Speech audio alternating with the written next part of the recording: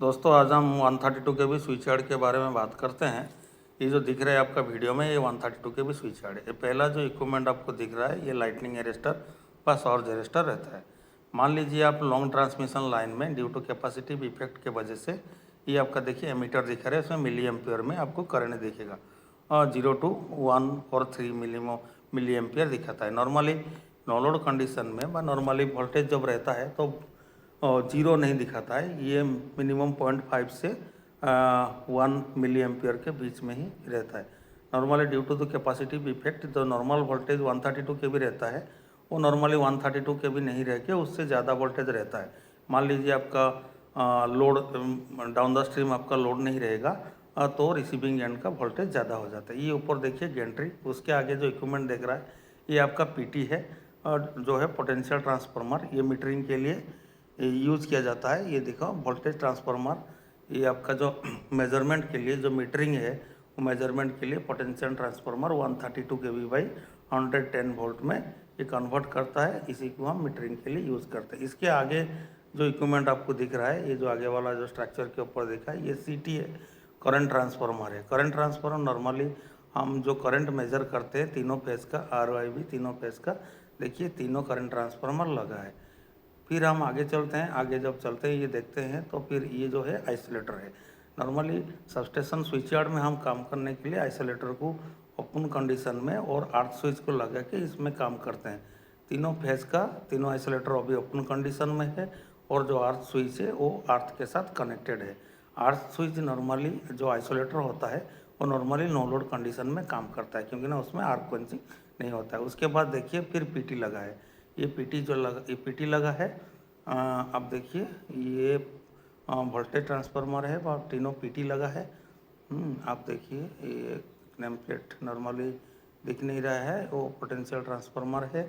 Potential transformer के बाद फिर आप देखिए ये जो लगा है ये सीटी है, तीनों फेज में तीनों सीटी लगा है। पहले से ही तो देखते हैं, पहले लगा था लाइटिंग अरेस्टर, उसके बाद पीटी, फिर सीटी, फिर आइसोलेटर, फिर सीटी, पीटी, फिर अभी देखिए पीटी लगा है।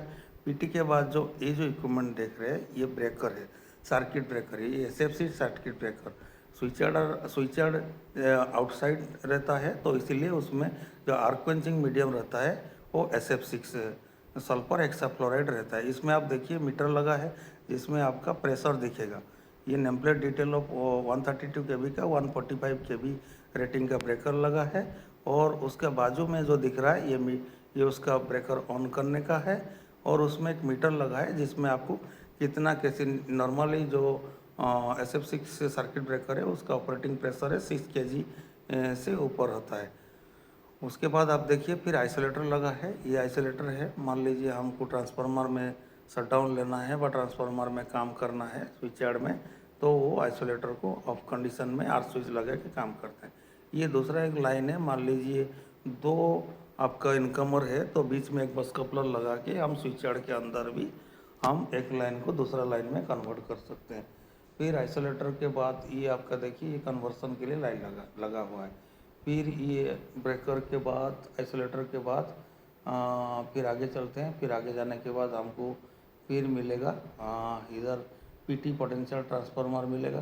पोटेंशियल ट्रांसफार्मर के बाद ये पोटेंशियल ट्रांसफार्मर है वोल्टेज ट्रांसफार्मर है, ये आपका प्रोटेक्शन के लिए यूज होगा। पोटेंशियल ट्रांसफार्मर जो है ये ट्रांसफार्मर का प्रोटेक्शन के लिए हम यूज़ करते हैं। आगे जो लगा था वो मेजरमेंट के लिए यूज़ करते हैं। फिर इसके बाद आप देखिए ये SFC सर्किट ब्रेकर है, SFC सर्किट ब्रेकर ओपन करने के लिए व क्लोजिंग करने के लिए यूज़ करते हैं। इसके बाद देखिए ये जो करंट ट्रांसफार्मर है ये भी करंट ट्रांसफार्मर प्रोटेक्शन के लिए यूज होता है। ये नॉर्मली ट्रांसफार्मर प्रोटेक्शन के लिए तीनों फेज का करंट हम इससे मेज़र करते हैं ताकि हम ट्रांसफार्मर का में प्रोटेक्शन यूज़ कर सकते हैं। उसके बाद फिर अगेन देखिए आइसोलेटर लगा हुआ है, हमको मेंटेनेंस का काम करने के लिए इस आइसोलेटर का ज़रूरत हो सकता है, इसीलिए हम आइसोलेटर लगाया है। इसके बाद देखिए फिर उसमें लाइटनिंग अरेस्टर व सॉर्ज अरेस्टर लगा है।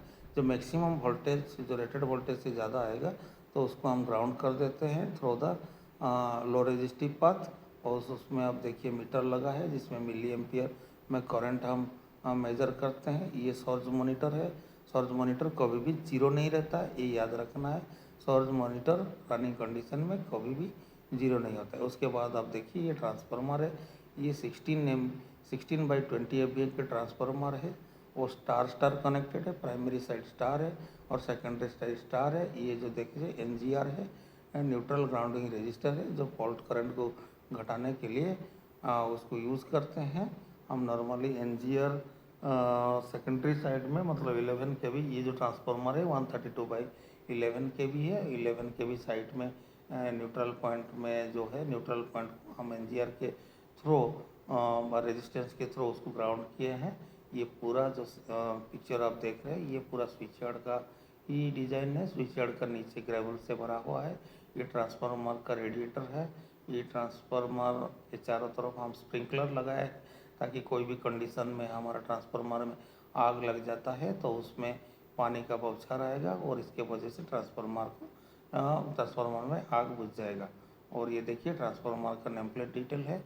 ट्रांसफार्मर स्टार स्टार है, वेक्टर डायग्राम देखोगे तो आप स्टार स्टार लगेगा। ये OLTC है, ऑन लोड टैप चेंजर उसमें लगा हुआ है और हॉट टैप पोजीशन में क्या वोल्टेज सिनेरियो है इसमें दिख जाएगा। ऊपर वाला जो वेक्टर डायग्राम दिख रहा है, इसके हिसाब से ये स्टार स्टार OLTC का ड्राइंग है। ये वेक्टर ग्रुप स्टार स्टार है, प्राइमरी और सेकेंडरी साइड स्टार है और उसमें नेम प्लेट में सारे डिटेल्स ऑफ ट्रांसफार्मर दिया है। आप उसमें जो भी थैंक यू दोस्तों।